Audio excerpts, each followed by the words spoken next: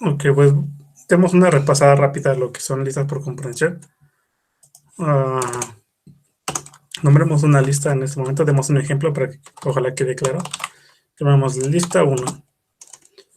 Entonces esto va a ser igual, unos cochetitos para decir que es una lista y luego aquí el nombre de la variable que vamos a usar, en este caso es x.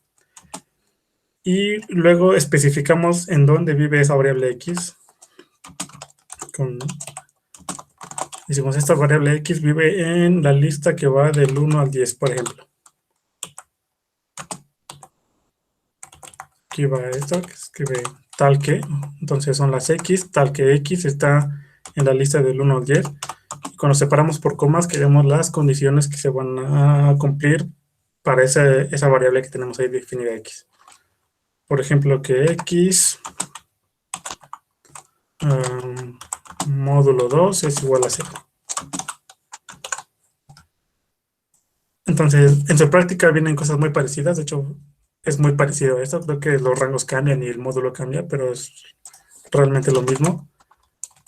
Entonces, cargamos esto, clase número 6, y ya mandamos a llamar esta lista.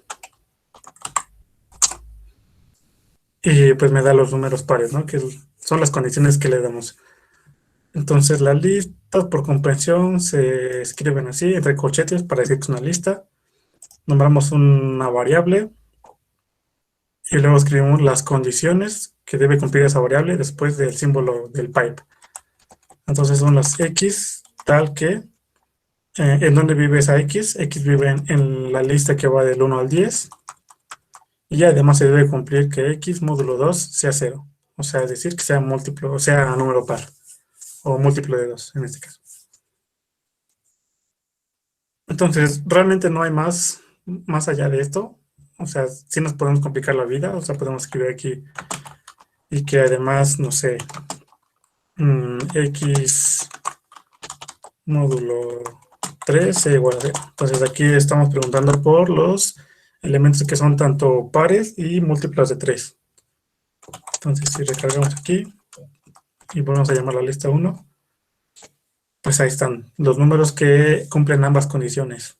De hecho son 3 condiciones, que estén en la lista del 1 al 10, que sean múltiplos de 2 y que además sean múltiplos de 3. Entonces 6 es el único número que existe en ese rango del 1 al 10. Entonces, no hay límite para las condiciones que deben de poner. Ok, ya te quedó más claro. ¿Alguien te queda otra duda? Se me borró el chat, entonces puede que haya preguntas que no haya leído.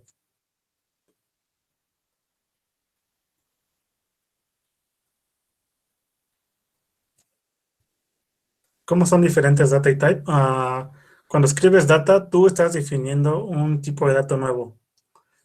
En el ejemplo que vimos la clase pasada, nosotros definimos el tipo de data proposición, que eso es atómica, es una negación, una conjunción, una disyunción.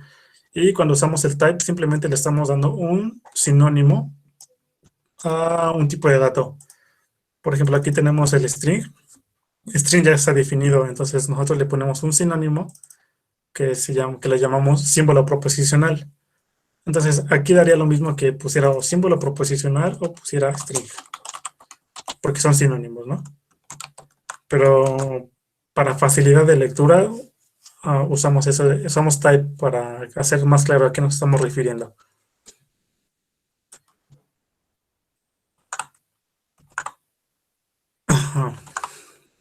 ¿Sí resolví tu duda más o menos o...?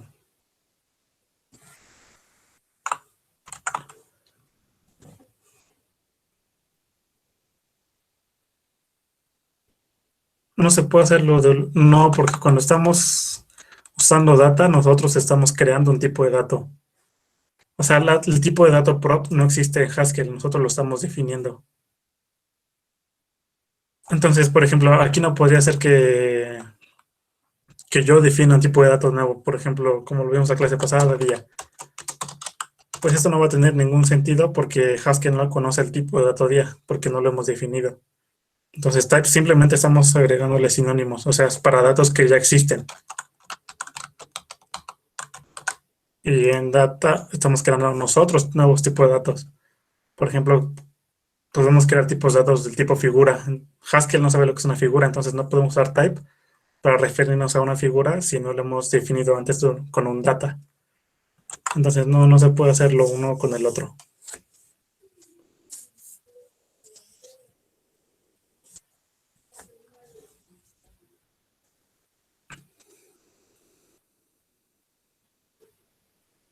Pero se puede hacer un símbolo proposicional con data. Ah, podrías hacerlo.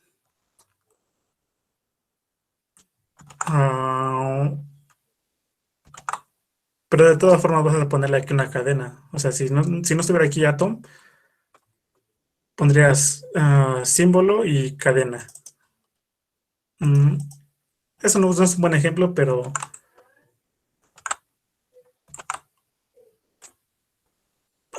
bueno, o sea, es una pregunta válida, pero realmente no se pueden usar indistintamente. O sea, es data para declarar tipos y type para declarar sinónimos.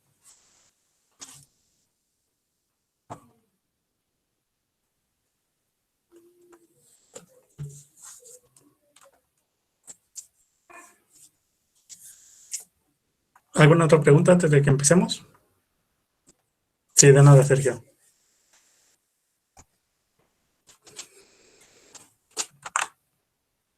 Bueno, en la clase pasada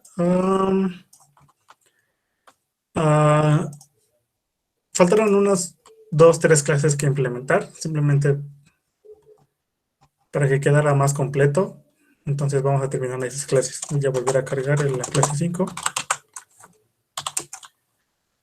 Y ya tenemos, o sea, ya hicimos todo nuestro despapalle para poder encontrar cuáles son tautologías, contradicciones y contingencia.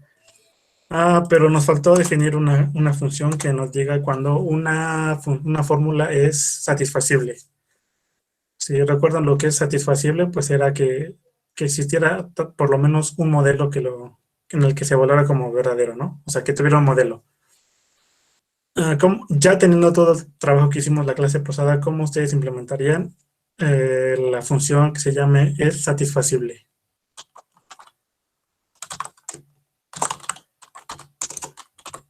O sea, ¿cuál sería primero la firma?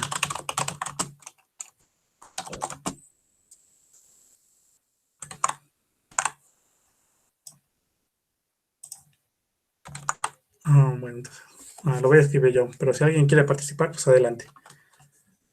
Pues para decir que una fórmula es satisfacible, primero necesitamos una fórmula que referirnos, ¿no? Entonces recibimos una proposición. Y la proposición, nuestra fórmula va a responder si la proposición es verdadera o falsa, dada si tiene un modelo, entonces nos regresa un booleano. Si la proposición regresa un booleano. Entonces es satisfacible, definimos el cuerpo de la función. Obviamente recibimos una fórmula f. Y siempre lo único que tenemos que hacer es comparaciones que los modelos fórmula, o sea, la función que calcula todos los modelos de la fórmula f, pues sean distintos a la lista vacía. ¿Eso por qué? Porque en la clase pasada vimos que modelos fórmula nos genera absolutamente todos los modelos que puede tener una proposición. Y por definición, si no tiene ningún modelo, pues entonces no es satisfacible. Entonces es una función rápida para decidir si una fórmula es satisfacible o no. Pues es distinto a que sea contingencia, ¿no? Porque contingencia era que no fuera ni contradicción ni tautología.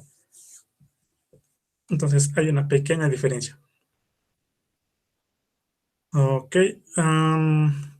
Eso por esa parte. Ahora, pues nos gustaría trabajar con conjuntos de fórmulas booleanas. Es decir, hasta el momento nosotros le hemos entregado fórmulas sencillas, ¿no? O sea, le hemos entregado una sola fórmula. Pues nos gustaría trabajar con conjuntos de fórmulas para que nosotros le demos todo un conjunto de fórmulas y nos diga si para todas ellas existe un modelo. Entonces, primero que nada definimos esta función. Es una función recursiva, luego la explicaremos, pero su función es Son es la función que calcula la unión de una lista de listas. O sea, si pueden ver aquí la firma, recibe una lista de listas y recibe su unión, que es diferente al tipo que llamamos otra vez, que era que unión. Porque aquí solo recibimos dos listas y nos regresa una lista. Entonces, la diferencia de unión general es que le recibimos una lista de listas y nos regresa la unión de todas ellas. Entonces, si por ejemplo tengo 3 listas distintas, todos dentro de una lista, entonces mi función de listas va a calcular la unión de todas ellas. Entonces recuerden, unión solamente funciona para hacer la unión de dos listas, y unión general sirve para hacer la unión de un número arbitrario de listas. Por ejemplo, aquí le vemos otra. Repetimos números y aquí repetimos.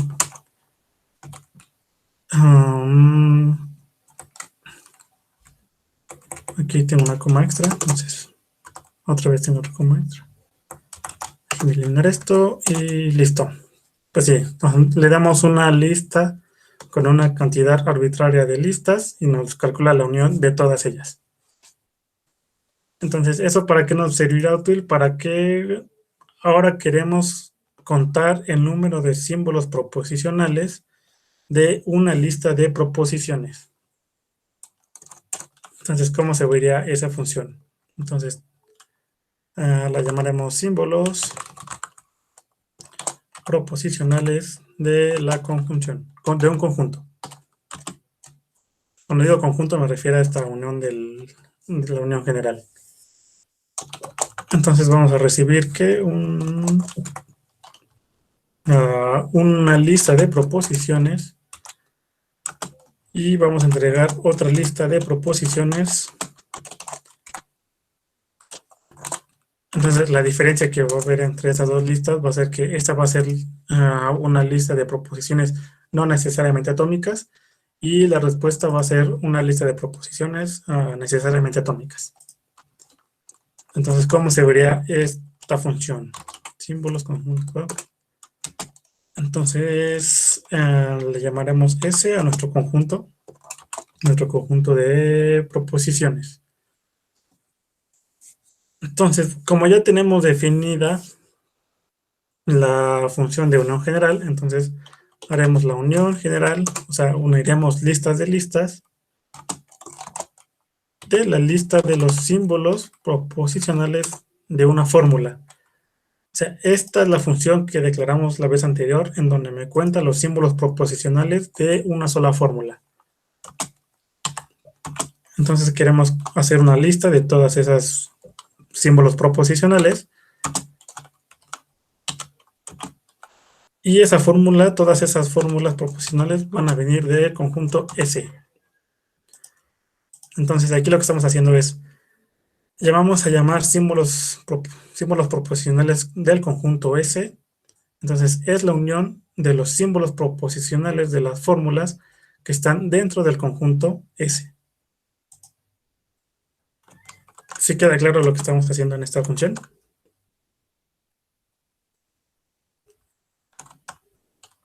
Entonces, por ejemplo, si recargamos, y tenemos por aquí un ejemplo.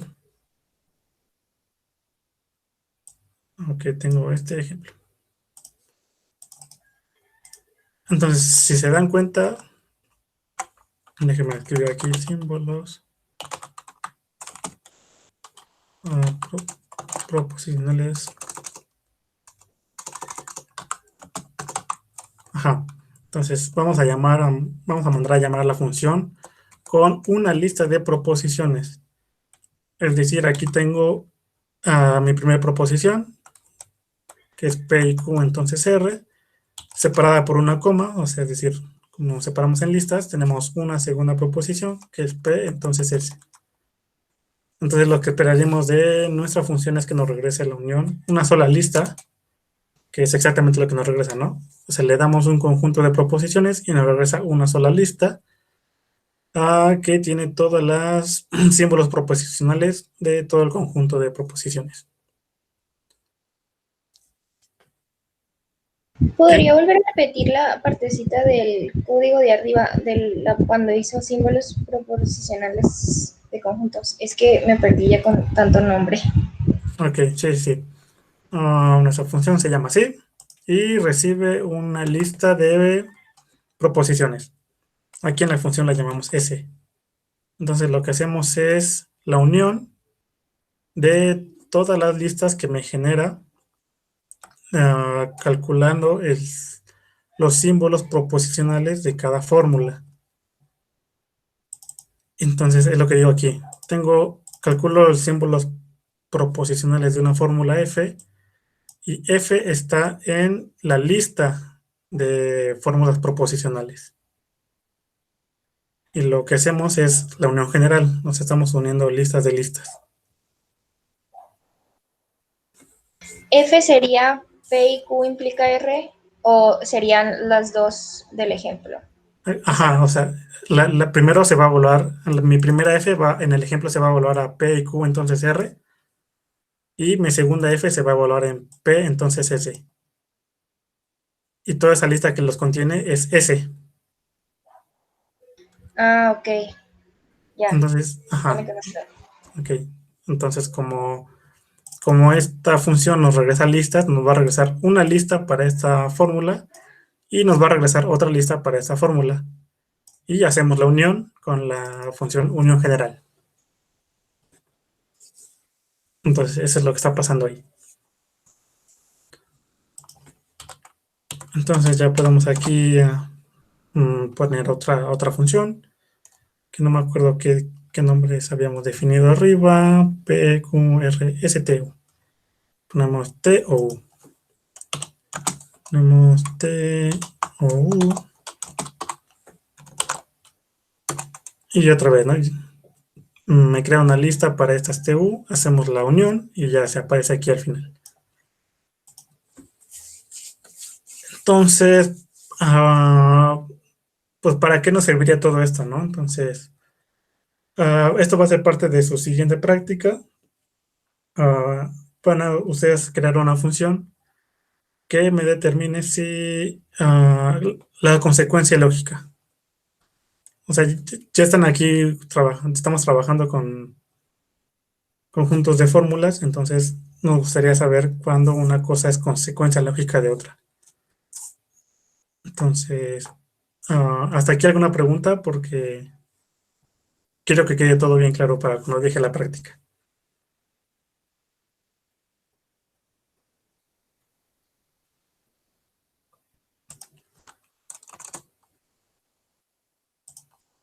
Ok, bueno, entonces, o sea, ya tenemos todos los símbolos proposicionales de un conjunto de fórmulas.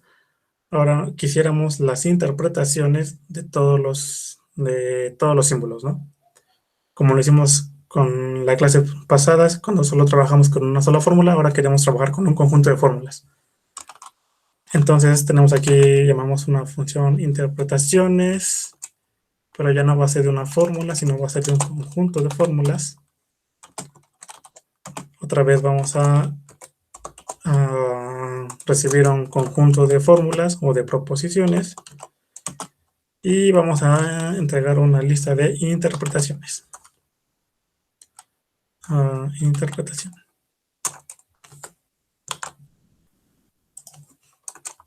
Mm, ok, recibimos otra vez nuestro conjunto S. Y a alguien se le ocurre como es muy parecida a la función pasada que usamos para las interpretaciones de una fórmula. ¿A alguien se le ocurre cómo podemos tener todos los subconjuntos de las interpretaciones de un conjunto de fórmulas?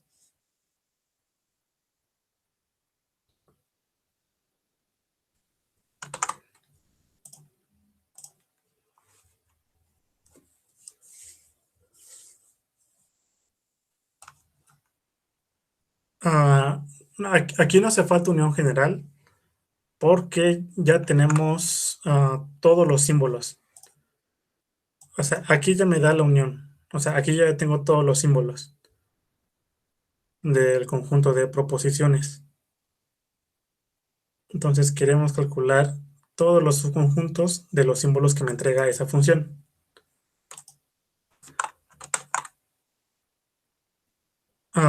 No podemos usar, no queremos modelos fórmulas. Porque recuerden que modelos hace uso de todos los subconjuntos de interpretaciones, o sea, todas las posibles interpretaciones. Entonces, en este caso, aún no queremos modelos, solamente queremos interpretaciones.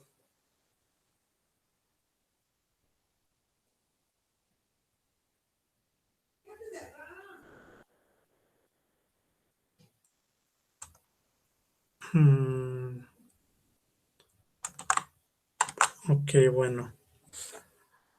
Pues como ya tenemos los símbolos proposicionales de un conjunto de fórmulas S, pues lo único que tenemos que hacer es conseguir todos los subconjuntos, ¿no? Entonces aquí escribimos subconjuntos de todos los símbolos proposicionales de un conjunto S. O sea, es casi la misma definición que usamos para aquí arriba, ¿no? Aquí está. Las interpretaciones de una fórmula son todos los subconjuntos de los símbolos proposicionales de una fórmula. Entonces, aquí no queremos los de una fórmula, queremos los de un conjunto de fórmulas. Entonces, tenemos todos los subconjuntos de los símbolos proposicionales de un conjunto de fórmulas. Por eso en trabalenguas, entonces, quiero saber si sí quedó claro. Bueno, vemos un ejemplo de lo que hace esta función. Ya no queremos los símbolos proposicionales, ahora queremos las interpretaciones. Creo que no lo cargué. Esperen.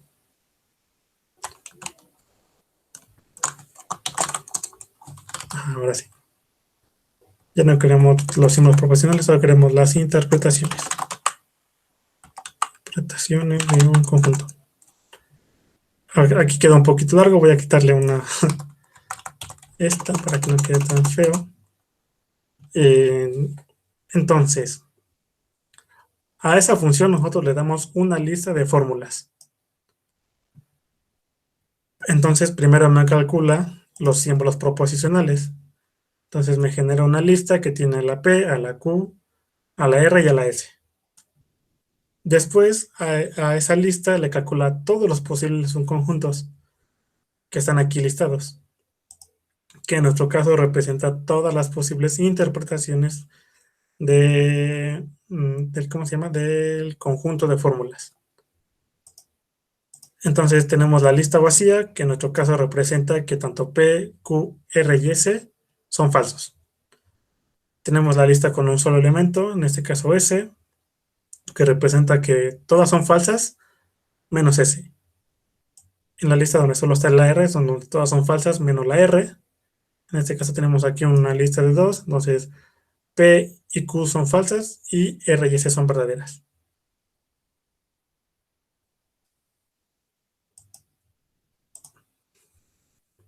¿Hasta aquí alguna pregunta?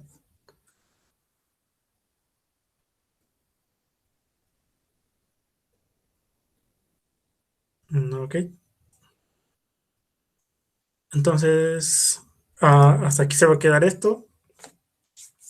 Un adelanto de su próxima práctica es que, o sea, ya tenemos las interpretaciones del conjunto de fórmulas. Ahora, lo que les voy a pedir en su práctica es que hagan una función que entregue todos los modelos de un conjunto de fórmulas.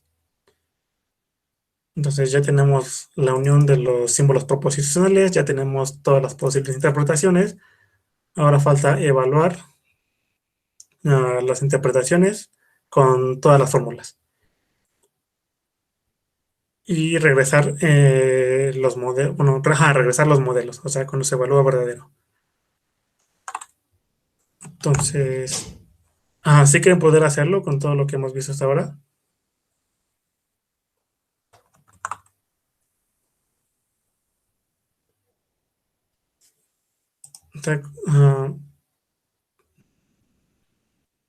Sí, yo también creo que sí, ¿no? Simplemente habría que hacer una evaluación de nuestra función es modelo con las interpretaciones a cada una de las fórmulas del conjunto.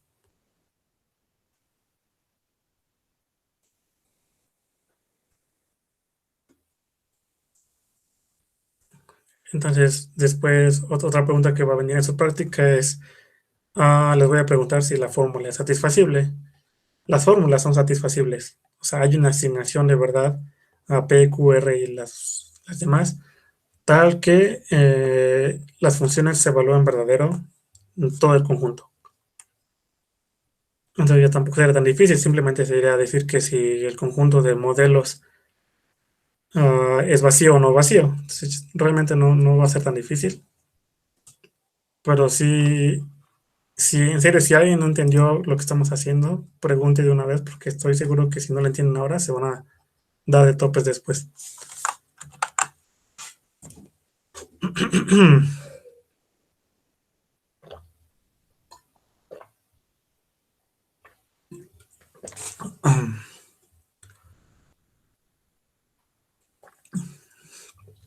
¿Un ejemplo de qué? Porque ejemplos hemos visto muchos. Mm, ok. Aquí tengo un ejemplo.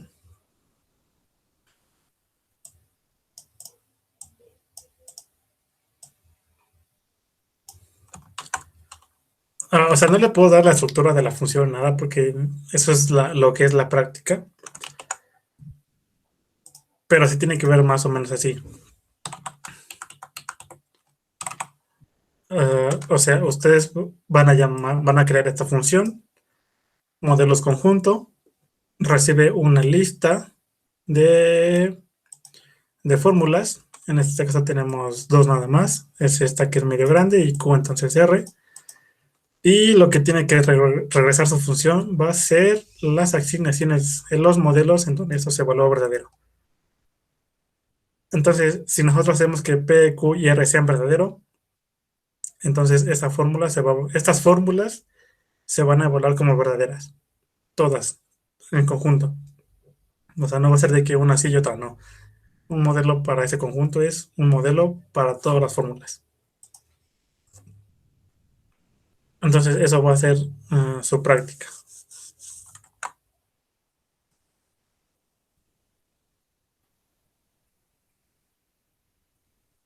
Ok, sí, podemos hacer una recapitulación de lo que es el código.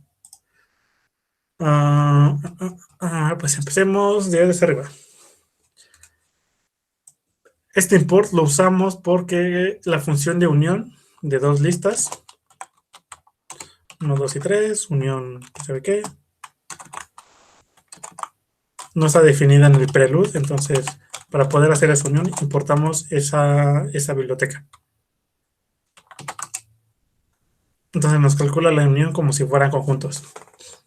Entonces para eso es ese import. Ahora, el type. Como no nos gusta que una string represente nuestras proposiciones, pues por eso lo renombramos como símbolo proposicional, que no es más que una cadena, ¿no? Por ejemplo, lo que vimos la clase pasada es que hoy es viernes, es un símbolo proposicional. Para nosotros trabajar como más en corto, más chiquito, pues declaramos estas. Entonces, después, nuestra data, declaramos un tipo de data. Nuestra data tiene constructores y va a tener proposiciones. Entonces, el constructor proposición va a ser una función atómica que toma un símbolo proposicional, o sea, una cadena, tal cual. Entonces, otra Prof, vez, es el nombre que tú le diste, ¿verdad? ese yo le di. Ajá. Ok. Aquí le podemos poner lo que queramos, pero siento que sí se lee mejor. Entonces, la proposición, además de ser un símbolo atómico, puede ser la negación de una proposición. Y no solo puede ser la negación, puede ser la conjunción de dos proposiciones, la disyunción, la implicación o la doble implicación, que aquí llamamos equivalencia. Ok. Derivamos de EQ y de orden para poder hacer comparaciones. Realmente no los usamos, entonces, o sea, podríamos quitarlo. Ok. Como no derivamos de show, pues nos gustaría que pudiéramos imprimir nuestras funciones, nuestras proposiciones. Por eso instanciamos de la clase show. La clase show solamente tiene un método que se llama show. Entonces implementamos ese método show para el tipo de dato. Aquí lo que estamos haciendo es casa de patrones. Implementamos show para cuando sea una fórmula atómica, que lo único que va a imprimir es lo que tiene la fórmula atómica P. Entonces, si pusimos que hoy es viernes, pues aquí se va a imprimir el hoy es viernes, o lo que sea que le hayamos puesto. Cuando imprimamos la negación, pues queremos que nos imprima no y luego la proposición. Entonces aquí si negáramos P sería como no, hoy es viernes. Y lo mismo lo hacemos ahora show para la conjunción. Lo cerramos entre paréntesis y le agregamos el símbolo de conjunción. Lo mismo lo hacemos para la disyunción, implicación y la doble implicación. Entonces aquí estamos haciendo la instancia de la clase show para poder imprimir nuestras proposiciones. Este código es nosotros estamos definiendo algunas proposiciones atómicas. Aquí P y P no tienen que llamarse exactamente igual, o sea, aquí puedo ponerlo PP. Y cuando imprimamos a PP, pues nos va a hacer PP. Entonces aquí podemos poner el nombre que queramos, ¿no? Simplemente para mantener un poco pues que mantenga igual, ¿no? Tanto el nombre como la proposición se llaman igual. Entonces aquí solamente estamos definiendo proposiciones atómicas. Aquí estamos definiendo que esta función sea la misma que la conjunción. O sea, para poder escribir nosotros como lo escribimos ahorita, lo de A, P y R, para no escribir aquí cong, pues hacemos esa o sea, conjunción toma dos cosas, P y R. Entonces, lo que nosotros hacemos es como renombrar esa función para que sea infija. Eso significa que esté entre paréntesis. O sea, aquí escribí conjunción de manera prefija y cuando escribimos entre paréntesis es que queremos de manera infija. Entonces ya nos permite hacer P y R, ¿no? Ok, entonces es lo que hacemos con este código. Y esto lo hacemos para establecer, ¿cómo se llama? O sea, ¿cuál tiene más precedencia que otra? Para establecer precedencia. Decimos que el símbolo de la disyunción tiene mayor precedencia que la conjunción y que las demás. Ahora definimos nuestra función símbolo proposicional de una fórmula. Tomo una proposición y me regresa todos los símbolos proposicionales. Entonces lo hacemos igual para todas las proposiciones, o sea, las atómicas, negaciones, conjunciones, disyunciones, implicaciones y dobles implicaciones. Entonces, el símbolo proposicional de una fórmula atómica, pues es ella misma. O sea, una lista con ella misma. La conjunción, los símbolos proposicionales de una negación, pues no incluimos el no, simplemente incluimos la fórmula atómica, por eso simplemente tomamos los símbolos de la F, de nuestra función que llamamos aquí F. De la conjunción, pues son los símbolos proposicionales de una, unión los símbolos proposicionales de la otra. Y es exactamente lo mismo para disyunción, implicación y equivalencia. Aquí nosotros estamos en este type, declaramos un sinónimo y decimos que una lista de proposiciones, que en nuestro caso va a ser atómica,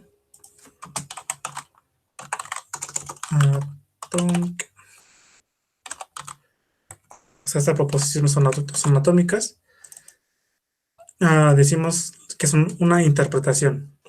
O sea, aquí hacemos el sinónimo. Una lista de proposiciones es una interpretación. Después calculamos el significado. Recordemos que para nosotros que algo sea verdadero significa que en la lista de interpretaciones existe el símbolo proposicional.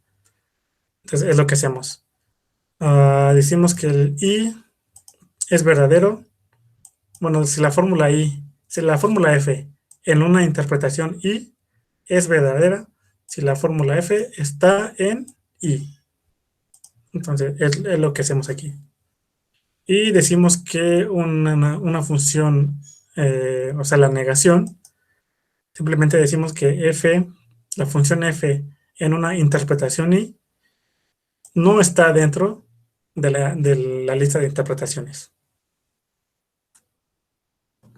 Aquí hacemos lo mismo para los significados, simplemente tenemos que hacer que estén en ambas, el significado que esté tanto en una como en la otra. Y cuando hacemos la disyunción, queremos que esté en una o esté en la otra. Entonces, ese es el significado de una proposición o de una fórmula. Lo mismo hacemos con la implicación, solamente que aquí estamos usando una equivalencia lógica para no tener que escribir todo. Disyunción de la negación. No, creo que aquí lo escribí mal. Aquí es la disyunción. O sea, esta cosa es lógicamente equivalente a esto, entonces lo definimos así. Y lo mismo para la doble implicación. Um, Después creamos esta función que me calcula todos los subconjuntos de una lista.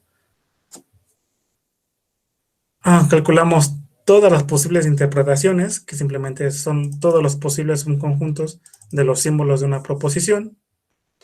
Después hicimos la función es modelo fórmula, que dada una interpretación y un modelo, me evalúa si es verdadera o falsa. Entonces me regresa verdadero cuando sí es un modelo. Luego calculamos todos los posibles modelos. Ajá. Aquí solamente probamos si una interpretación y una proposición es falsa o verdadera, pero aquí probamos con todo, explicitamos todos los modelos que, que dado una interpretación hacen verdadera una fórmula, ¿no?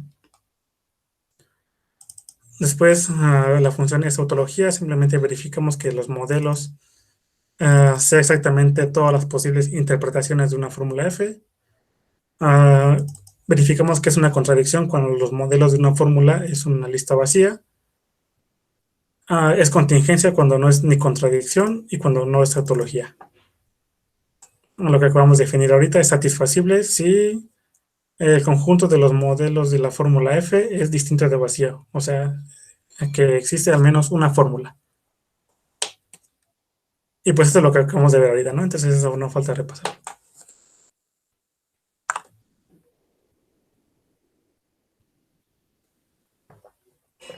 Ok.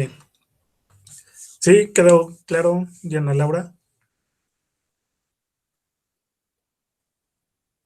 Ok. Sergio pregunta en la parte de instance, ¿por qué hay show antes de P? Instancia, supongo que te refieres a show, ¿no? Ok. Tu pregunta es, en la parte de instance, ¿por qué hay show antes de P y no? No entiendo muy bien tu pregunta. ¿Qué era átomo? Simplemente estamos definiendo que es una función atómica. O sea que una proposición es una función atómica si ya tiene definido un símbolo proposicional. Por ejemplo, aquí estamos diciendo que la negación es otra proposición. Entonces la proposición, lo más bajo que puede llegar en la recursividad es pues, que sea una variable atómica. O sea, nosotros la estamos ahí nombrando como atómica.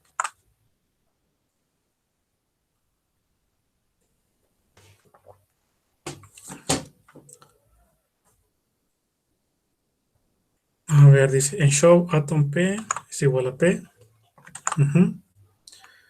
Dice show atom P. En las otras sí hay show.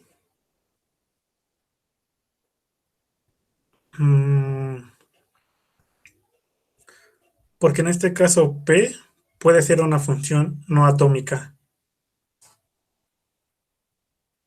O sea, aquí nosotros podemos hacer directamente el P porque sabemos que una variable atómica, P es una cadena.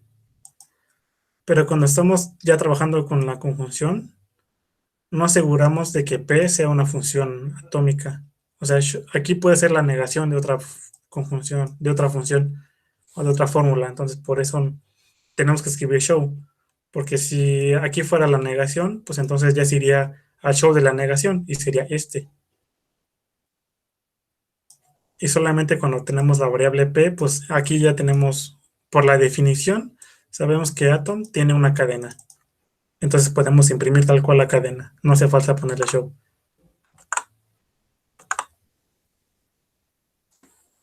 Ok. A ver, déjame escuchar. La parte de show. Ah, es como un toString. Ven que lleva sobrecarga, ¿no? No me acuerdo cómo se dice. Sobrecargan, sobrescriben a la función toString y ustedes la implementan. Pues es muy parecido. O sea, la función show está definida en la clase show y nosotros la estamos implementando. Así es como un toString. Reemplazar un toString, un sobrecargo del toString. ¿Hasta aquí alguna duda?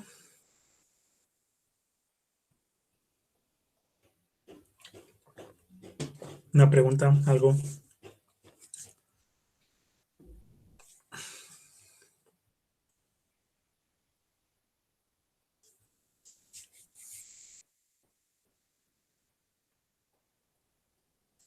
Como si quisiéramos, pues pondremos aquí, cuando definimos precedencias, pues aquí escribiríamos 5 y ya tenían el mismo orden de precedencia. Y no había ningún problema, solamente que... pues sí, de hecho no había ningún problema. Porque según yo, en la lógica, pues sí, tanto la I como la O tienen la misma precedencia, pero no estoy seguro. Pero sí, si quieres que tengan la misma precedencia, aquí escribe el mismo número. Haskell permite precedencias de hasta 9 niveles. O sea, tener la precedencia más alta sería como tener 9 y la más baja sería, creo que 0. 0 o 1, una de esas dos.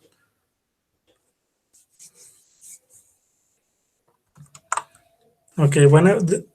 O sea, con esto ya terminamos nuestra clase que iniciamos la vez pasada. Me gustaría trabajar unas funciones sobre recursión. Yo sé que en clase no lo han visto, pero muchas cosas de las que se hacen en Haskell requieren recursión. Entonces, quisiera ver, aunque sea unos ejemplos, para que le vayan agarrando la onda. Entonces, es lo que tenía preparado para ahorita. No sé qué opinen.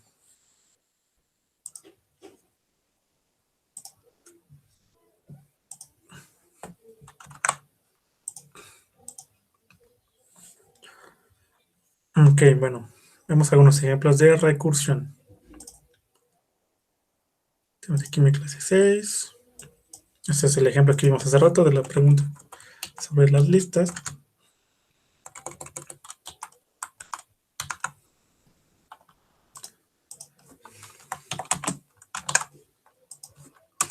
Ok, bueno, si se acuerdan, la vez pasada definimos lo que es el factorial. Dijimos que el factorial está definido en los enteros y que el factorial de 0 es igual a 1 y el factorial de otro número que no sea 0 pues simplemente es n por el factorial de n menos 1, ¿no? Eso lo vimos en la clase pasada. Entonces dijimos que la recursión es definir una función en términos de sí misma. Entonces aquí cuando llevamos el factorial de, por ejemplo, 2, va a ser igual a 2 por el factorial de 1. Se vuelve a evaluar esta misma función. Me dice factorial de 1 por el factorial por 1 por el factorial de 0. Factorial de 0 ya está definido, entonces ya podemos hacer la multiplicación de 1 por 2 por 3. Entonces regresa a los niveles de recursión que haya entrado. Entonces, pues en Haskell muchas de las funciones que están ya por default, por ejemplo la de máximo, la de réplica, la de tomar, están definidas recursivamente dentro del lenguaje. Entonces nosotros haremos nuestra propia definición. Un ejemplo va a ser, dado una lista, queremos el número, de una lista de números,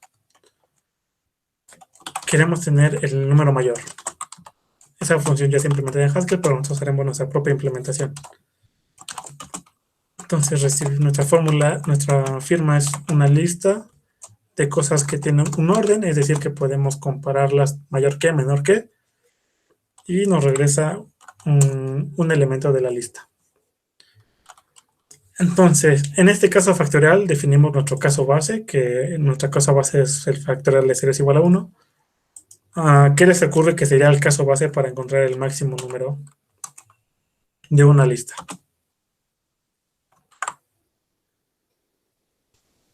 O sea, ¿cuándo es trivial calcular el número más grande de elementos de una lista? Cuando hay un elemento. Cuando hay un elemento, ¿no? Exactamente. Entonces, si tenemos el máximo de x, pues nuestro caso base simplemente es ese, ¿no? O sea, no hay otro elemento que pueda ser más grande en una lista que solamente tiene un elemento. Entonces, ese es nuestro caso base. Y nuestra recursión XXS. ¿Alguien tiene duda de lo que significa esto? El X 2.xs.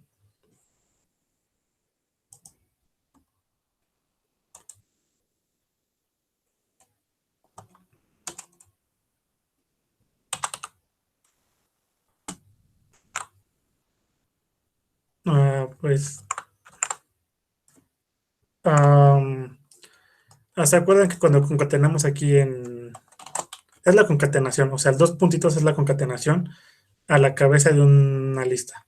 Entonces, si tenemos aquí, por ejemplo, una lista que tenga el 3 y el 4 y concatenamos el 1 con el operador dos puntitos, pues me regresa una lista que tiene al 1 en la cabeza y el 3 al 4. Entonces, aquí lo que estamos haciendo va a ser una casa de patrones.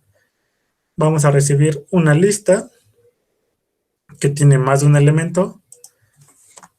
Queremos sacar el primer elemento de esa lista y XS va a representar el resto de la lista, o sea, la cola. Entonces, eso lo significa en la casa de patrones va a buscar una lista con más de un elemento. X va a representar la cabeza de la lista y XS va a representar la cola. De hecho, podemos hacer nuestra propia implementación de lo que es cola y lo que es lista. Lo que es cola y lo que es la cabeza de una lista. Llamémosle, por ejemplo, inicio. Inicio va a estar definido. Es una función que va de una lista de A, de cosas de una lista de tipo A un elemento A. Entonces conseguimos el inicio, simplemente hacemos una casa de patrones con x 2.xs. Pues no es nada más que x. O sea, así está definida la cabeza en Haskell. Tenemos inicio, una lista, le extraemos el primer elemento y me regresa eso. Entonces hasta podemos probar nuestra función de cabeza o inicio de una lista 1, 2, 3, 4, pues me va a regresar. ¿Qué hice aquí? No sé si yo recargué, creo que sí. A ver qué está pasando. Clase 6. No es que no he cargado el clase 6. Ahora sí ya. Inicio de 1, 2, 3, 4. Pues es exactamente la función head que ya tiene implementada Haskell. O sea, me regresa lo mismo. Así está implementada head en Haskell. Hace una casa de patrones de un elemento concatenado a una lista y me regresa el primer elemento. Y podemos implementar de manera similar a cola, ¿no? O sea, va a ser una lista de tipo A y me va a regresar un elemento tipo A. Puse colo Entonces decimos que la cola con XS, XS, pues es igual a XS, ¿no? Entonces lo recargamos. Cola es igual a X, XS. ¿Alguien ve que me equivoqué? Ah, claro, porque no me regresa un elemento, me regresa una lista. Entonces, si ya escribimos aquí la cola de 1, 2, 3 y 4, pues me regresa no X, sino me regresa a XS. Entonces, si queremos el último elemento, pondríamos XSX. Eso tiene sentido, ¿no? Pero en Haskell no podemos porque las listas solamente podemos acceder a elementos de la cabeza. Entonces, Ok. ahorita vemos cómo implementar esa función. Bueno, si quieres de una vez. Vamos a implementar el elemento último, se va a llamar, ¿no? Esa función de concatenación solamente concatena en la cabeza. Entonces, para que lo tengan en cuenta. Si queremos sacar el último, pues ponemos, tenemos una lista de A's, queremos un elemento de tipo A, o sea, un tipo cualquiera. El último de una lista vacía, de una lista con un elemento, pues ¿quién es el último? Pues el único elemento que está, ¿no? O sea, el último elemento de una lista con un elemento, pues es el único elemento que tiene. Y para listas más grandes que un elemento, pues hacemos el último con X, los puntos XS, es igual a lo último de XS. Entonces, ¿alguien me puede explicar qué está pasando aquí? O sea, ¿por qué escribí esto así? ¿Qué estoy Pues haciendo aquí? es recursividad, ¿no? O sea, estás tomando la cola hasta que Ajá, quede un elemento y pues cuando quede un elemento es el último. exactamente, ¿no? O sea, lo único que estoy haciendo aquí es quitarle a la X de la cola. O sea, aquí lo único que estoy haciendo es volver a llamar con un elemento menos. O sea, aquí tengo la lista completa que es X concatenada al resto, o sea, la cola, y aquí tengo solo la cola. Entonces, cuando lo vuelva a llamar, voy a volver a quitarle un elemento. Y así voy a seguir quitándole elementos hasta quedarme con una lista que tenga un elemento. Y en este momento va a casar con este patrón, porque ya es la lista de un elemento y por lo tanto ya tengo el último. Entonces, si quieren, lo probamos. Entonces, último de 1, 2, 3, 4, 5. Pues sí me da el 4, ¿no? Entonces repetimos. Ah, cuando no tengo un elemento cuando no tengo una lista que tiene un solo elemento, mando a llamar a este patrón y lo único que hace es volver a llamar a sí mismo, pero con un elemento menos, es decir, quitándole la cabeza. Ya a esa lista le vuelvo a quitar la cabeza. Ya a esa lista le vuelvo a quitar la cabeza hasta quedarme con una lista de un elemento y ese ya es mi último.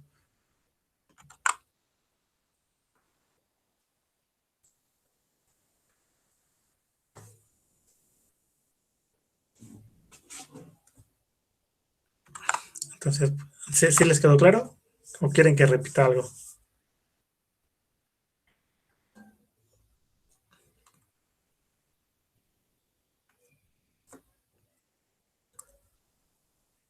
Va que va. Entonces, sigamos con esa función, que era la del máximo.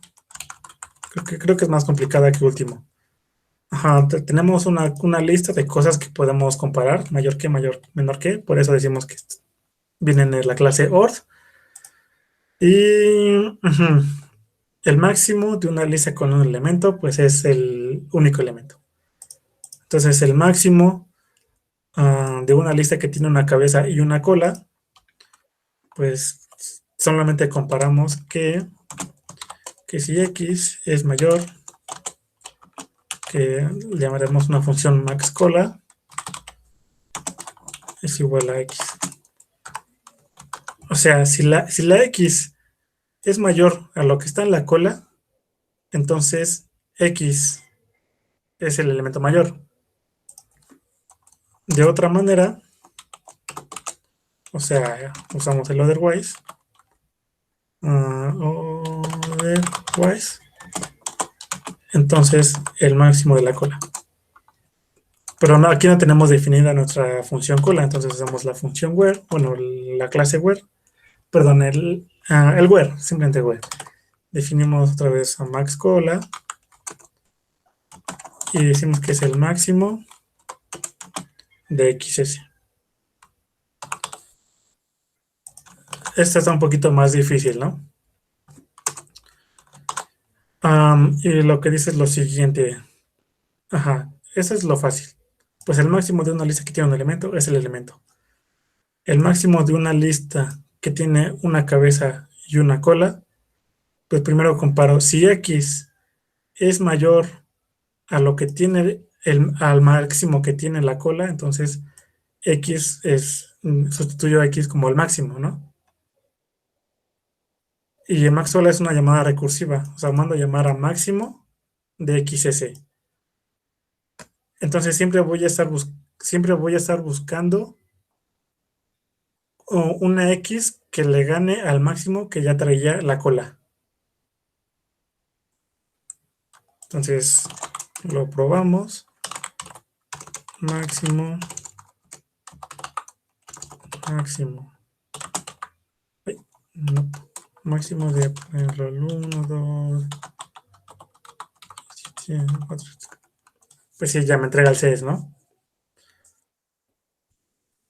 Entonces pueden ver eso de recursividad como la definición. O sea, ¿cómo defines el máximo? El máximo es la cabeza, o sea, es comparar la cabeza con el máximo que hay en la cola. Eso recursivamente. Entonces, quito un elemento y otra vez comparo la cabeza con el máximo que hay en la cola. Quito ese elemento, me regreso a otra lista y otra vez reviso el máximo, o sea, la cabeza con el máximo que hay en la cola. Entonces, eso.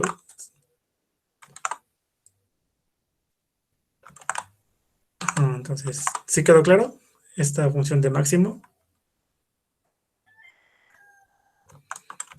Entonces, Sí, yo tengo una pregunta. sí, sí, En dime. Haskell, la recursividad siempre quiere llegar al caso más básico, Ah, o hay situaciones diferentes. de hecho, sí, cuando defines una recursión, sí tienes que definir un caso base para cuando se detenga la recursión. Por ejemplo, si aquí no definiera mi caso base, o sea, si le comentara y compilara esto, o sea, sí compila, pero o se va a ciclar, porque siempre va a estar llamando al máximo, ah, ajá, y nunca se va a detener en este caso, porque te das cuenta que máximo manda a llamar a sí mismo. O sea, máximo manda a llamar a máximo, máximo manda a llamar a máximo, entonces en este caso, pues sí se va a ciclar, entonces mejor no lo hago, pero sí puedes probar en tu computadora. Sí, si no Sí, definen una clase base, sí se cicla, pues así, cañón.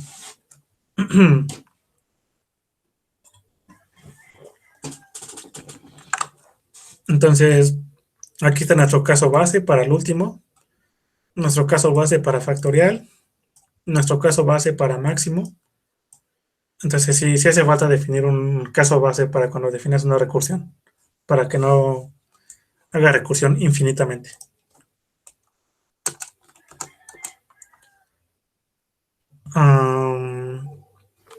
Otra función que tiene Haskell es la de reversa.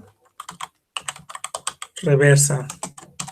Y lo que hace pues, es toma una lista y me regresa la misma lista, pero en orden inverso.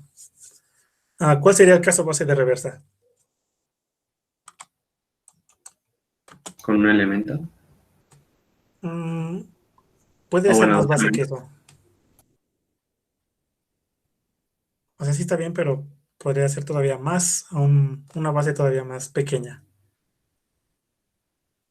sin elementos. Exacto, una lista vacía, ¿no? Es como el caso trivial, o sea, dame la reversa de una lista vacía, pues es una lista vacía. Ahora, si queremos la reversa de una lista que no es vacía, otra vez partimos nuestro elemento en la cabeza y la cola. Aquí le estoy llamando XS por convención, ¿eh? O sea, ustedes le pueden aquí poner YS y funciona. Pero por convención se separa la X con las XS. Porque se lee así, separas la X y te queda una lista de XS. Entonces por eso les pone XS. Pero es por convención, ¿eh? No hace falta que pongan ustedes XS. Pueden poner el nombre que quieran, simplemente con que lo manden a llamar igual en su recursión. Entonces la reversa pues es pues, la reversa de la cabeza, ¿qué digo? De la cola. O sea, de lo que hay en XS. Y concatenamos al final la X. Entonces, aquí cómo está funcionando la recursividad. Si tengo una lista vacía, pues es la misma lista vacía. Si quiero la reversa de una lista que no es vacía, entonces separo la cola de la cabeza y concateno al principio la cola y al final la cabeza. Entonces, hacemos la reversa de 1, 2, 3, 4. Pues me da 4, 3, 2, 1. Entonces, como se ejecuta sería así. Primero, el primer elemento es 1, me lo coloco al final y concatena la reversa de la cola. Entonces se vuelve a llamar a sí misma, retira el 2 de la lista, lo pone al final, pone el 2 y hace reversa de lo que queda. Y otra vez la tercera llamada recursiva, saca 3 de la lista que no está en reversa, la concatena al final y otra vez manda a llamar la reversa de la lista que queda, o sea, el 4, lo pone al final y concatena la lista que queda, que es la lista vacía. Entonces ya me manda a llamar la lista vacía y la concatena con todo esto. Al final me concatena una lista vacía, pero concatenar una lista vacía pues es la misma lista. Ok. Vaya, vaya. Entonces, ¿cómo dijo? Sin elementos. Ajá, sí. Creo que es la respuesta a eso, ¿no? A lo del caso base. ¿Sí les va quedando más o menos clara la idea de lo que es la recursión? O sea, simplemente llamarse a sí mismo. Más o menos, sí. ¿Qué parte no te queda muy clara, Eduardo?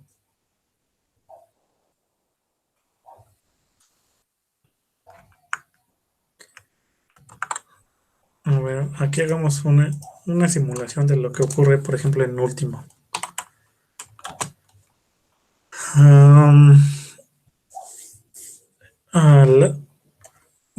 Voy aquí a escribir como más o menos va haciendo la salida de las llamadas recursivas. Al principio, último, vamos a llamar 1, 2, 3, 4, 5. Vamos a hacer último con esa lista. Entonces aquí, en la primera llamada, tendríamos 1 concatenado a la lista 2, 3, 4. Ajá, y me llamaría último con esta lista. O sea, me volvería a llamar último con esa lista. Entonces ya me quedaría 2 concatenado con la lista que va del 3 al 4. Y otra vez me vuelve a llamar último, pero con esta nueva lista chiquita, la de que es del 3 al 4. Entonces vuelve a ser, más bien tengo 3 concatenado con 4. Y otra vez vuelvo a llamar. Entonces ahora tengo 4. Ajá, ya tengo mi función con llamada con una lista que tiene un solo elemento, entonces ya regreso 4. Mi salida ya es 4.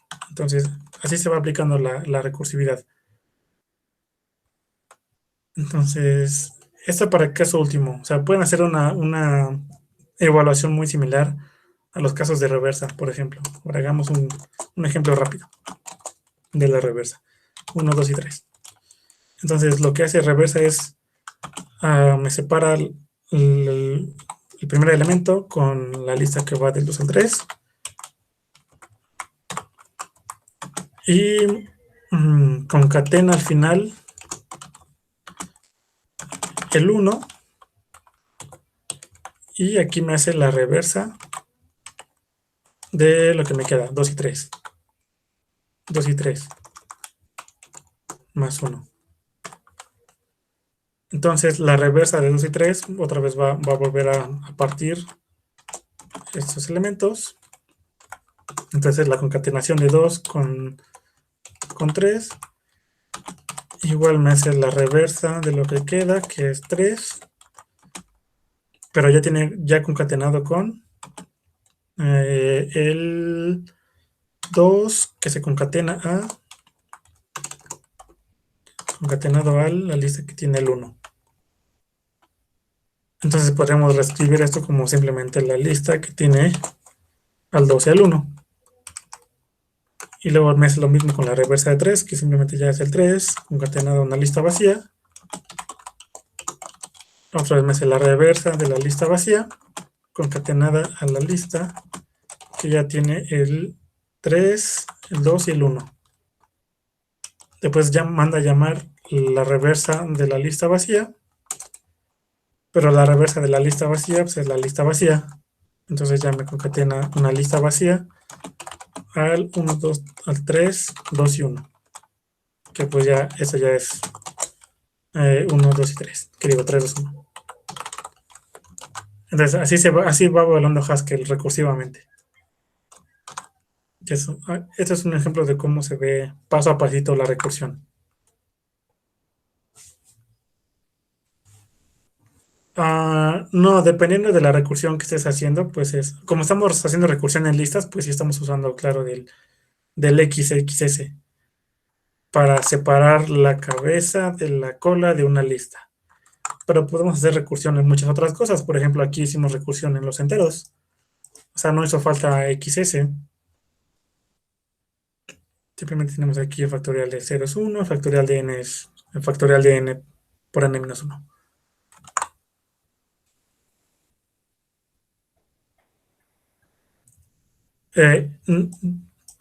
El operador es el 2 puntitos. O sea, Israel, la pregunta que dice, ¿y el x 2 puntos xs es como un operador? El operador es el 2 puntitos. X 2 puntitos xs, tal cual, todo junto es una lista. O sea, esto es una lista. Lo único que hacemos es escribirlo así para obtener el primer elemento, separar el primer elemento de la cola. Entonces, esto, entre paréntesis, es una lista.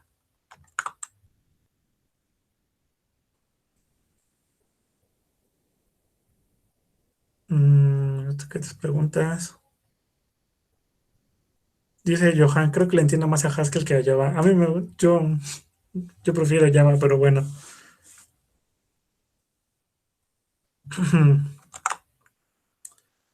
Ok. Tengo aquí varios ejemplos. Hagamos uno bonito. Hagamos una función que reciba una lista ordenada e inserte el elemento en el lugar donde va, dada la ordenación. O sea, si recibimos 1, 2, 4 y 3, nos debe regresar, perdón, y 3, nos debe regresar la lista que tenga el 1, 2, el 3 y el 4. Entonces hagamos esa función. La llamaremos insertar. Insertar. La función de la firma, queremos poder comparar, entonces diremos que viene de la clase ORD para hacer comparaciones. Tomamos un elemento A, tomamos una lista de A's y regresamos una lista ordenada de A's. Ok, entonces le hacemos insertar. Caso base, ¿cuál es un caso base se les ocurre?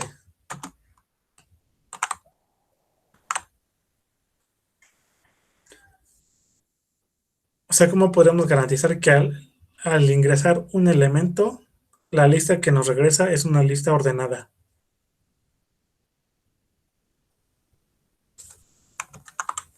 Meter nada a una lista con un elemento. Al revés, ¿no? Meter un elemento a una lista que no tenga nada. Ajá, casi, pero muy buen acercamiento. Entonces, pues insertar algo que no tiene nada, pues es ese algo en una lista. Y está ordenado, ¿no? O sea, porque no hay otro elemento que le pueda, con el que no pueda estar ordenado, porque es el único elemento. Entonces, ahora insertemos a X en otra lista, en una lista.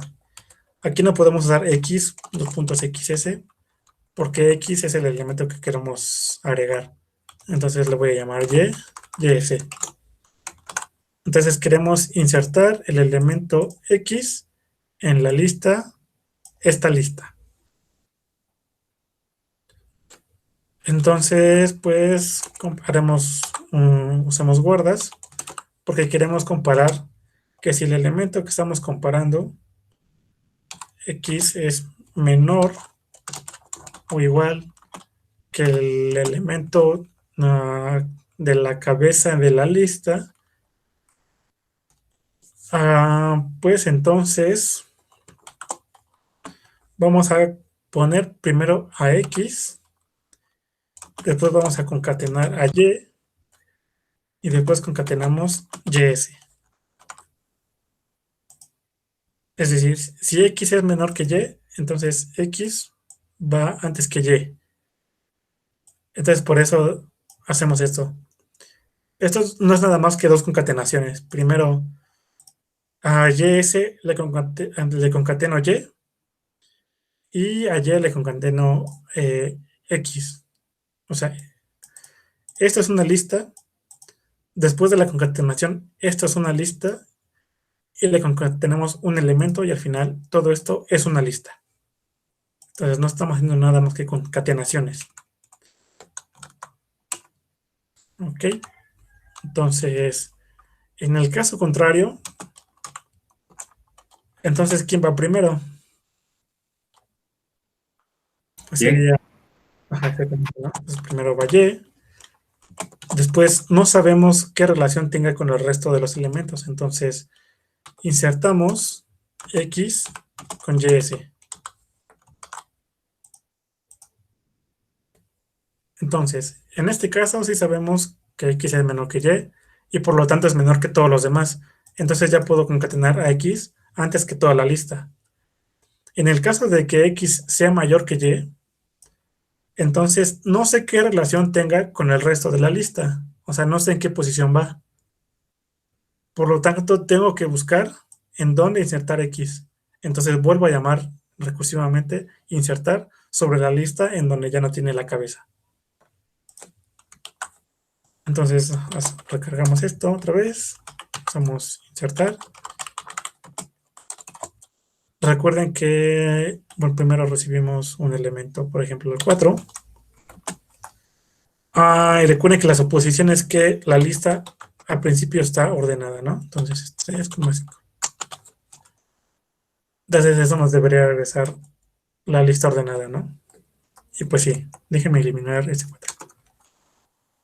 3. Entonces, pues sí me lo pone en la posición que debería ir, ¿no? Entonces, repito, insertar en una lista vacía me garantiza que la lista esté ordenada. Insertar en una lista que no es vacía. Entonces, comparo la cabeza.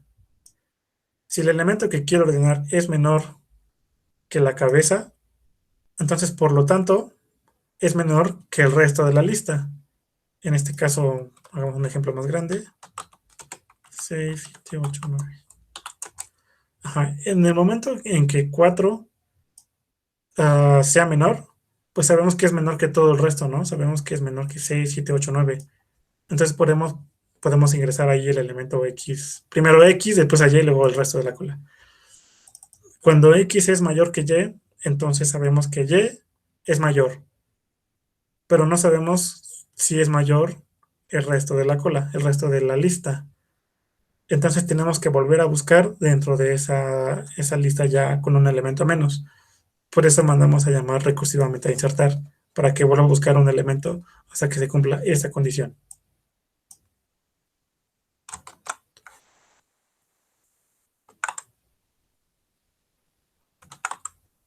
¿Sí les quedó más o menos claro esta?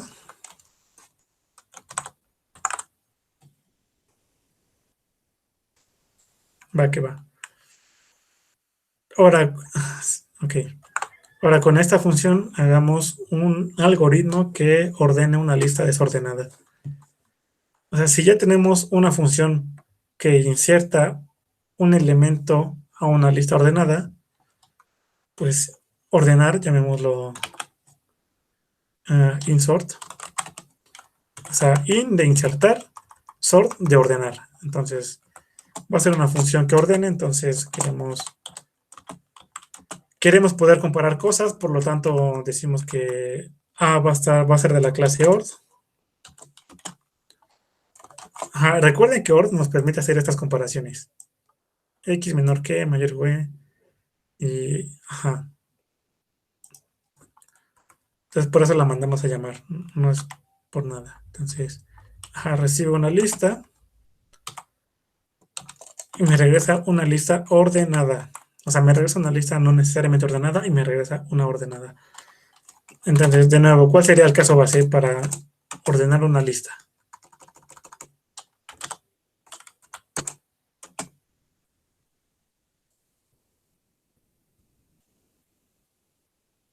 Igual O que sea, la anterior. exacto, ¿no? Una lista que no tiene ningún elementos es una lista ordenada. Entonces, otra vez mandaríamos a llamar insert con estas, ajá. Cuando esté la lista vacía, entonces la lista vacía es una lista ordenada. Ahora mandamos a llamar el caso cuando la lista no es vacía. XXSR es mi lista. Ajá, ahora sí. ¿Cómo podrían usar, perdón, cómo podrían usar la función insertar para implementar ordenamiento?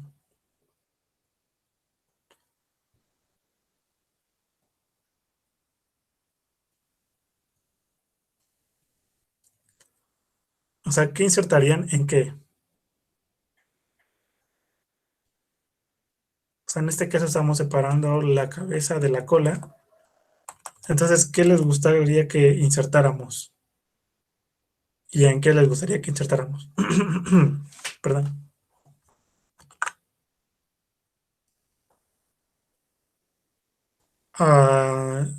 Sí, Israel. Ah, voy. Voy a repetir lo de por qué usé JS. JS simplemente es el nombre. O sea, simplemente estoy diciendo que esto es una lista.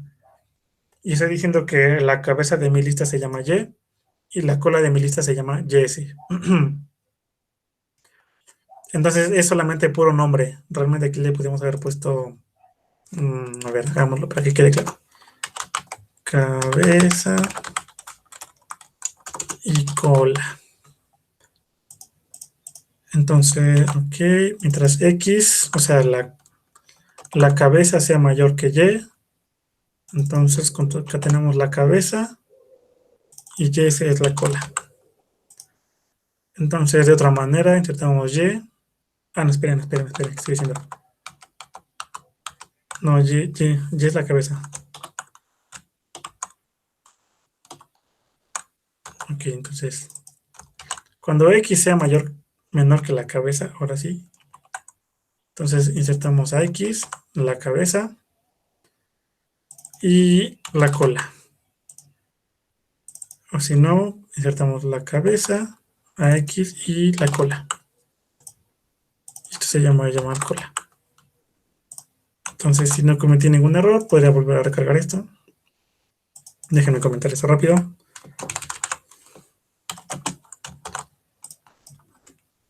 2.R, Ok, ahora sí, insertar. 1, digo 3 en 1, 2 y 4. Insertar. Ok, entonces simplemente es el nombre.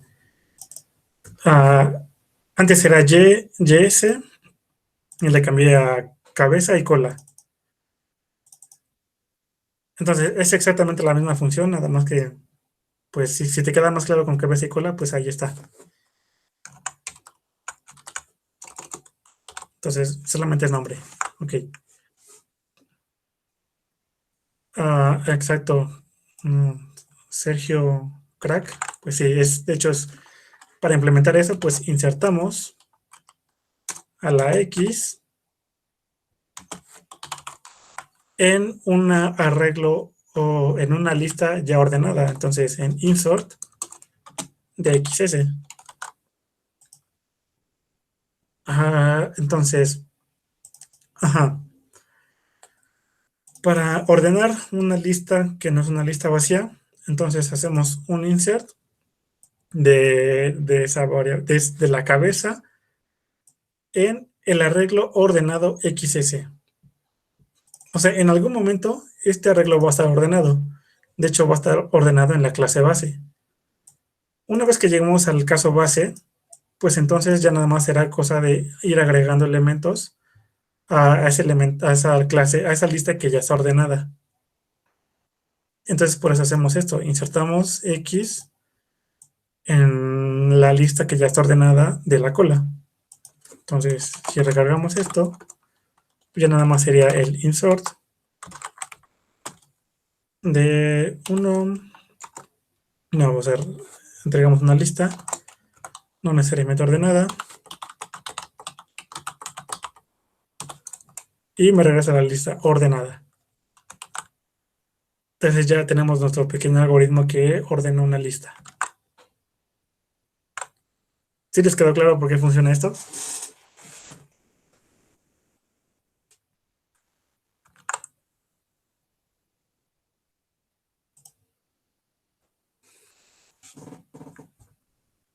Ok, pues el caso base es la lista vacía, porque sabemos que una lista vacía siempre está ordenada. Por vacuidad sabemos que está ordenada. Entonces, ahora lo que hacemos es llamar recursivamente a insert. Lo hacemos separando la cabeza de la cola. Entonces, insert va a ser lo mismo que insertar la cabeza en la parte ya ordenada de la cola. Entonces, pues en un principio no sabremos, o sea, cuando se evalúe esto, cuando ordenamos 3,4, 3,5,4, pues primero, lo primero que va a hacer es quitar a 3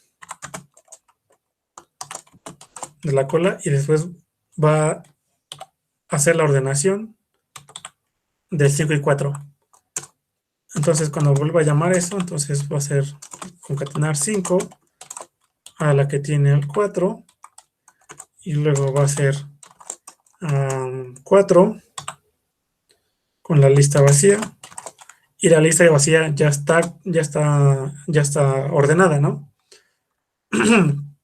Entonces ya cuando regrese la recursión, entonces aquí me va a regresar la lista que tiene el 4.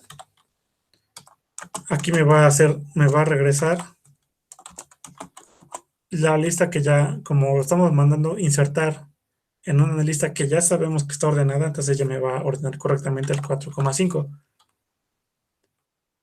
Entonces aquí de nuevo, una vez que ya regresamos a esa lista 4,5, pues ya nada más lo que va a hacer es insertar ese número 3 en la lista que ya está ordenada, que te va a terminar dando el 3,4,5. Entonces, para eso es el caso base, porque en el caso base garantizamos que esa lista está ordenada. Y una vez que regresemos a los niveles de recursión, pues simplemente será agregar los elementos a la lista que ya sabemos que está ordenada.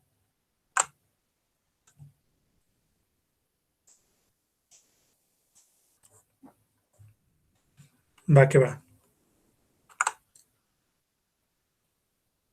Entonces, estos son algunos ejercicios de recursividad. No estoy entrando a mucho detalle porque pues, no lo han visto en clase.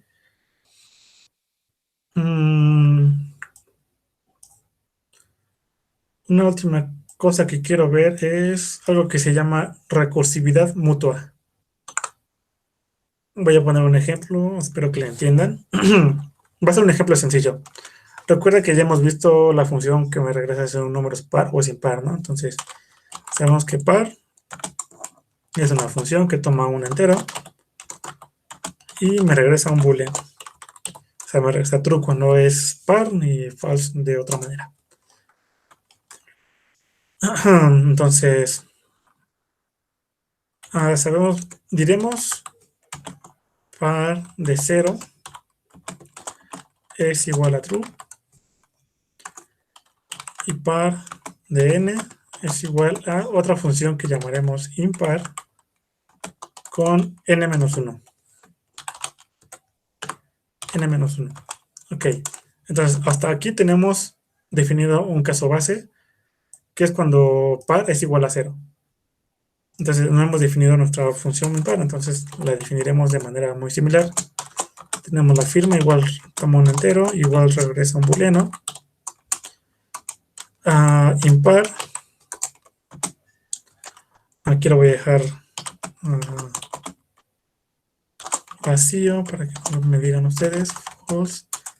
Y además impar de n es igual a par de n-1.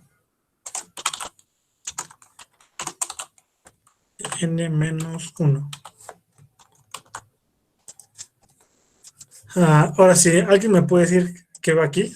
¿Cuál es el caso base de impar? Cuando vale 1, cuando vale 0, cuando vale otra cosa. O sea, ¿cuál se les ocurre que es el caso base?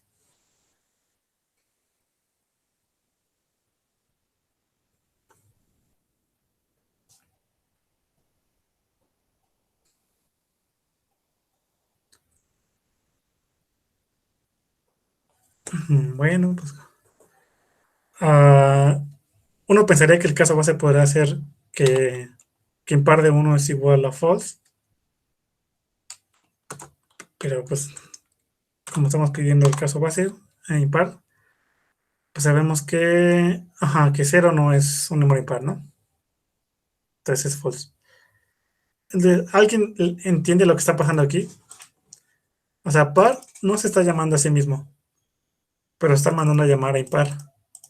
Impar a sí mismo está llamando a par con n-1. Entonces, ¿qué está pasando aquí? ¿Por qué funciona esto? O sea, si otra vez, 2.r, llamamos impar de, por ejemplo, 6, false. Par de 6 es true. O sea, ¿qué está pasando aquí? ¿A alguien se le ocurre?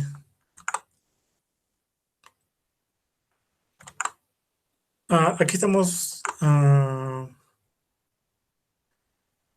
de hecho, esto solo funciona con números mayores que 0, ¿no? Porque si ponemos... si ponemos un número negativo, entonces va a llamarse ni nunca va a llegar al 0. Pero, ¿alguien sabe por qué está funcionando esto? O sea, sí son funciones recursivas, pero son mutuamente recursivas. Es decir, par no se llama a sí misma, ni impar se manda a llamar a sí misma, sino que par manda a llamar a impar y viceversa.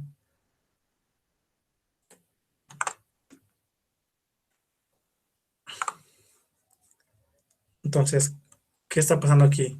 ¿Alguien tiene alguna idea?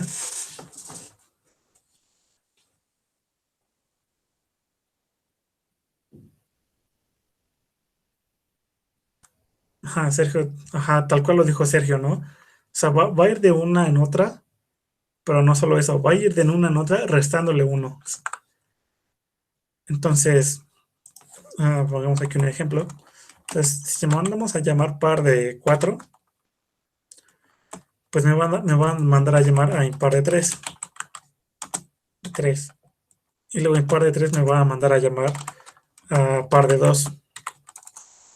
Y luego par de 2 me va a mandar a llamar a impar de 1. y luego impar de 1 me va a mandar a llamar a par de 0, y par de 0 ya está definido como caso base, entonces se evalúa como true. Entonces, a este tipo de funciones se les llaman funciones mutuamente recursivas, que por sí mismas no son recursivas, pero entre ellas mismas sí. Entonces, ¿sí les quedó claro por qué eso funciona?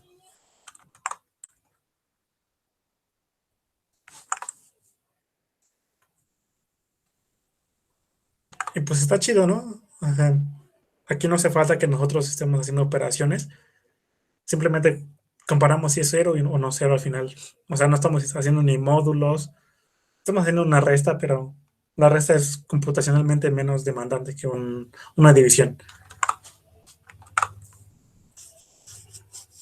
¿Y eso va a funcionar nada más para 2 funciones o también pueden ser para más? Si quisieras hacer una función mutuamente recursiva de 1000 funciones, pues sí, puede funcionar. Pero no se me ocurre una en este momento.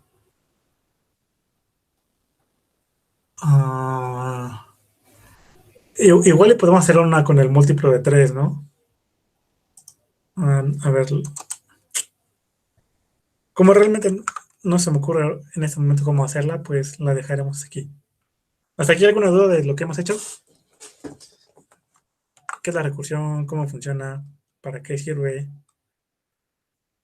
Porque pues en Java tenemos índices y tenemos contadores y tenemos ese tipo de cosas, pero aquí en Haskell no tenemos pues eso.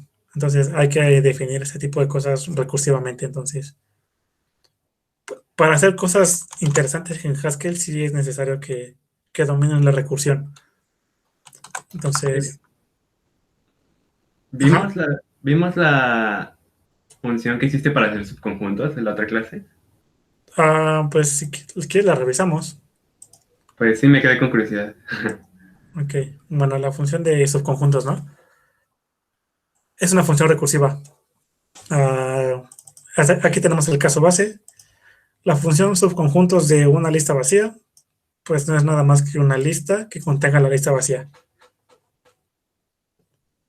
Entonces, otra vez separamos los subconjuntos en la cabeza y en la cola. Aquí estamos haciendo la concatenación de la cabeza con una YS.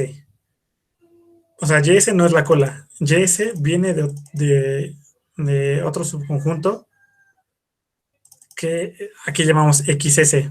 Pero XS es la lista de listas de conjuntos de XS. O sea, esta sí está más rebuscada. Pero lo que estamos haciendo aquí en esencia es, por cada elemento vas a crear una lista concatenando todos los subconjuntos del resto de elementos. Entonces se va a ver más o menos así. Primero vamos a tener, por ejemplo, subconjuntos de la lista 1, 2.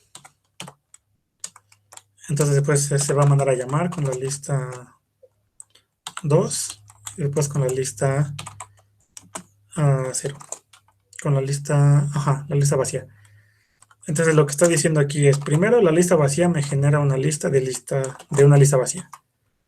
Y después a todas esas listas le concateno el elemento de la iteración anterior. Entonces a la lista vacía le voy a hacer subconjuntos con todas las demás listas, con las demás listas que ya calculé. Entonces en la siguiente nivel de recursión va a haber una lista que tenga a la lista vacía, a la lista que tenga el 2.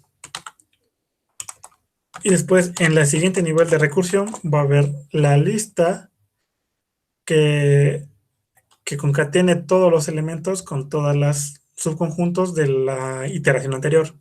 Entonces, en este caso van a ser la lista vacía, la lista que tiene el 2, pero ahora van a ser todos los posibles subconjuntos con el nuevo elemento. Entonces, la lista que tiene el 1 y la lista, o sea, aquí es la lista que tiene el 1 concatenado a la lista vacía, que es la misma, ¿no?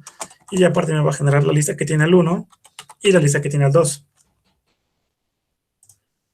Y si hubiéramos aquí empezado con un 3, entonces después me va a generar todas las listas, o sea, una lista de listas que va a tener la lista vacía, la lista que tiene el 2, la lista que tiene al 1 y al 2, y aparte todas los subconjuntos con el 3, que son la lista que tiene el 3, y luego todos los posibles subconjuntos con el 3, con las pasadas, que es la 3 con el 2.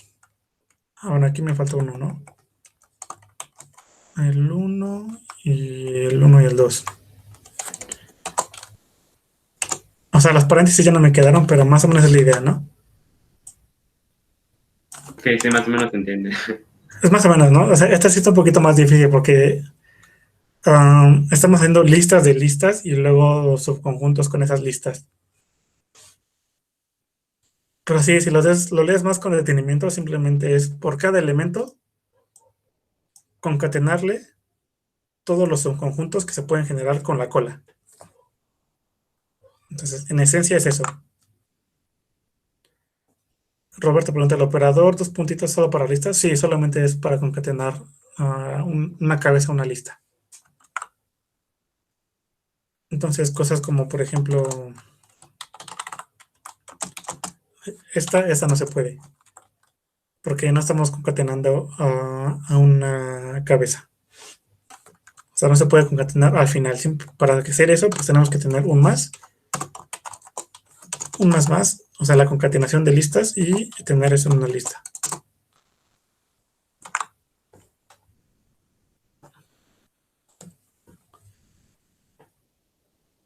¿Hasta aquí alguna duda?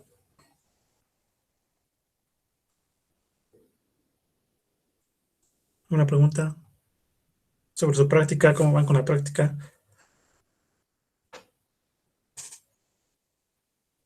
Ok. Bueno, si ya no tienen preguntas, voy a parar la grabación.